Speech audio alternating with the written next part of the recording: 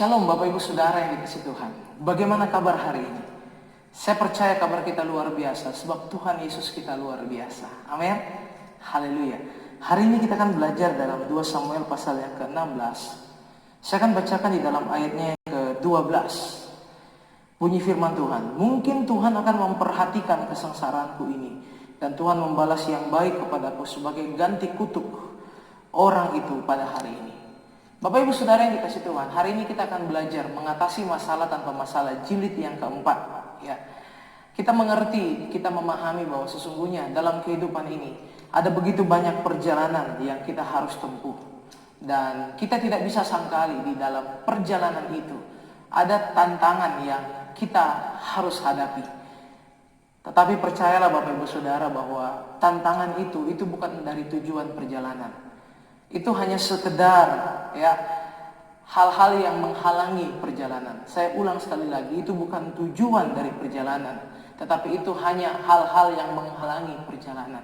Jangan sampai kita emosi, jangan sampai kita terganggu, jangan sampai kita memiliki respon yang salah sehingga kita lupa lagi akan tujuan perjalanan kita dan kita fokus kepada tantangan di tengah perjalanan itu. Di sini kita melihat Daud mengalami masalah di tengah perjalanan. Yang pertama dari Siba, yang kedua dari Simei.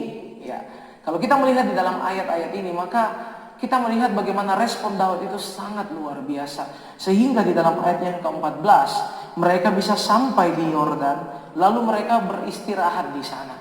Jadi mari dalam kehidupan ini, hendaknya hidup kita itu jangan fokus kepada apa yang terjadi di tengah perjalanan. Yang pertama kita melihat apa yang Daud hadapi. Siba membawa roti, membawa berbagai macam pemberian. Tetapi dia membawa kabar yang lebih tidak mengenakan. Rotinya enak, anggurnya enak, ya, kuenya enak. Tetapi di tengah-tengah pemberian itu ada kabar yang tidak mengenakan yang diberikan Siba kepada Raja Daud. Yaitu apa Bapak Ibu Saudara? Mephiboset itu berkhianat. Mephiboset itu bahkan berkata, saat ini kerajaan dari ayahku akan dikembalikan kepadaku.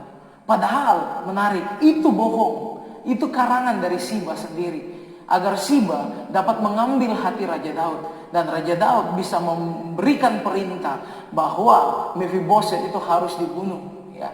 Tetapi kita melihat di sini Raja Daud memiliki respon yang baik. Raja Daud mengatakan, kepunyaanmu lah Mephiboset. Bukan kepunyaanmu lah nyawa Mephiboset. Bunuh saja itu orang, tidak tahu berterima kasih. Ya. Tetapi kita melihat sini Daud memiliki respon yang baik. Dan dia tidak terganggu dengan berita buruk yang dibawa oleh Siba. Walaupun yang dia bawa adalah pemberian yang baik. Tetapi pemberian yang baik itu seakan-akan tidak bermanfaat dengan berita yang Siba bawakan. Berita bohong. Ya. Selanjutnya kita melihat Simei. Ini lagi bukan berita bohong. Ini bukan lagi pengkhianatan yang dikabarkan, tetapi betul-betul sebuah pengkhianatan, kutukan yang betul-betul mengerikan. Karena langsung ditujukan kepada Daud. Daud dilempari dengan batu, Daud dikata-katai, Simei menimbulkan keonaran di tengah perjalanan itu. Dia kasih hamburkan debu. Jadi orang-orang itu menjadi sangat terganggu dengan kehadiran Simei. Bahkan sepanjang jalan itu, Simei mengutuki Daud. Ya. Adik dari Yoab yang bernama Abisai berkata, untuk apa ini anjing mati ini kita biarkan raja, kita bunuh saja ya.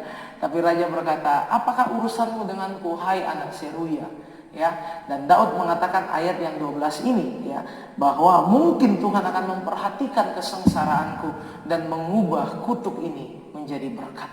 Bapak Ibu Saudara yang dikasih Tuhan, di hari-hari ini berlaku prinsip, berlaku pepatah yang berkata, biarkanlah anjing menggonggong kafilah berlalu. Mari Bapak Ibu Saudara, jangan fokus dengan tantangan yang sedang terjadi di tengah-tengah perjalanan.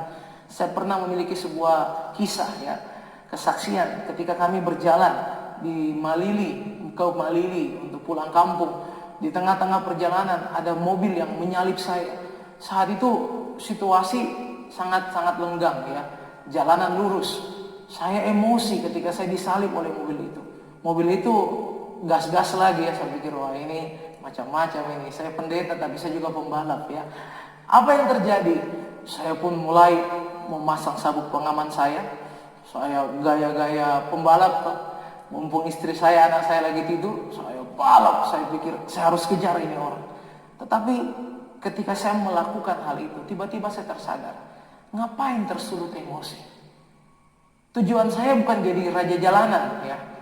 Tujuan saya bukan untuk mengalahkan orang itu.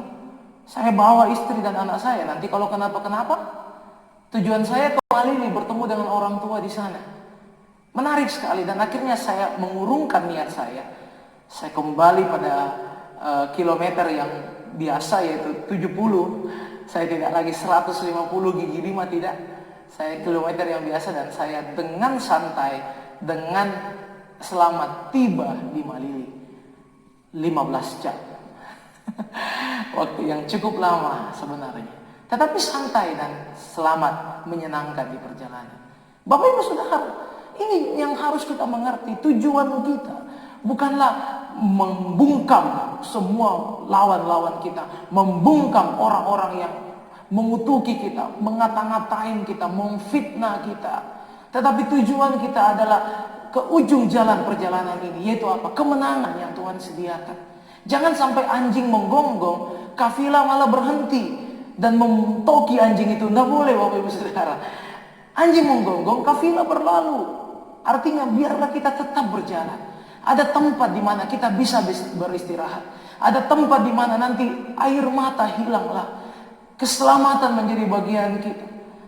Ya, duka cita diganti menjadi sukacita. Tempat yang indah di sana Bapak Ibu. Bukan di dunia ini. Jadi mari hidup ini berbicara, jangan kita kepo, jangan kita terpengaruh, tetapi mari biarlah kita terus berjalan bersama dengan Tuhan. Seperti Daud, ini respon yang benar dalam mengatasi masalah. Tidak peduli apa kata orang, tetapi peduli, tetap ingat, tetap tertuju kepada apa kata Tuhan. Apa yang menjadi firman Tuhan. Amin. Hidup kita bukan ditentukan oleh perkataan manusia, tetapi hidup kita ditentukan oleh perkataan Tuhan. Ini yang menjadi renungan kita bagi setiap kita di pagi hari ini. Dan kalau kita melihat di dalam ayat 15 sampai ayat yang ke-22, maka Husai dan Ahitofel itu menghadap Absalom. Menarik sekali bahwa perkataan Ahitofel didengar oleh Absalom. Perkataan Husai nantinya juga didengar oleh Absalom. Ada nasihat-nasihat dari manusia. Tapi kalau kita melihat nasihat-nasihat itu mencelakakan Absalom. Jadi saya ulang sekali lagi, kita tidak hidup dari perkataan manusia, kita hidup dari perkataan Tuhan. Jangan kita mau ambil pusing dengan perkataan orang-orang. Kalau kita melakukan kebenaran, maju terus. Tuhan menyertai kita di ujung jalan dalam perjalanan kehidupan ini. Tersedia mahkota kemuliaan bagi setiap kehidupan kita. Amin.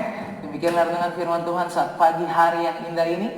Biarlah kita tetap berjalan bersama Tuhan, menapaki perjalanan kehidupan yang semakin hari semakin berat, tetapi kita percaya Tuhan selalu memberikan kita kekuatan. Amin. Ku yakin saat kau berfirman, ku menang saat kau bertindak. Hidupku hanya ditentukan oleh perkataanmu. Katakan, ku aman karena kau menjaga. Ku aman karena kau menjaga. Ku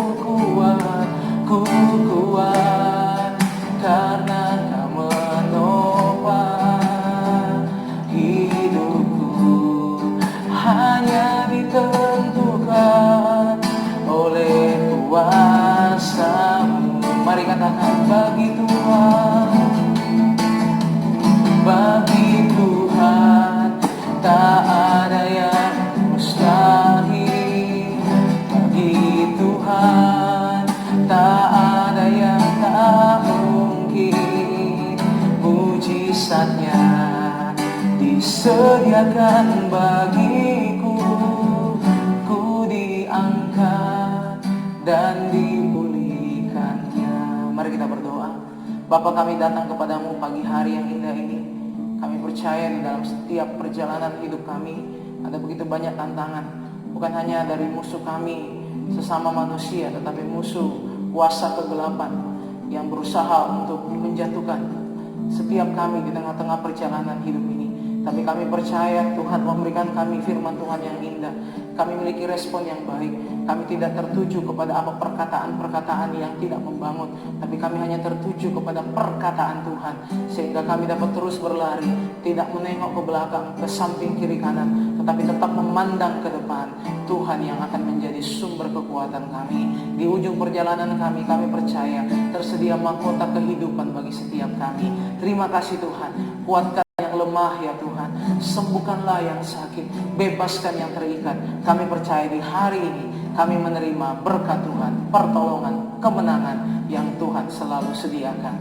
Di dalam nama Tuhan Yesus kami sambut hari baru ini. Haleluya. Amin. Semangat pagi Bapak Ibu Saudara. Dia Allah Immanuel, Dia selalu menyertai kita. Ingat, jangan peduli apa kata orang. Selama kita melakukan kebenaran, maju terus. Selama kita melakukan kekudusan, tetap percaya Tuhan membela kita. Shalom.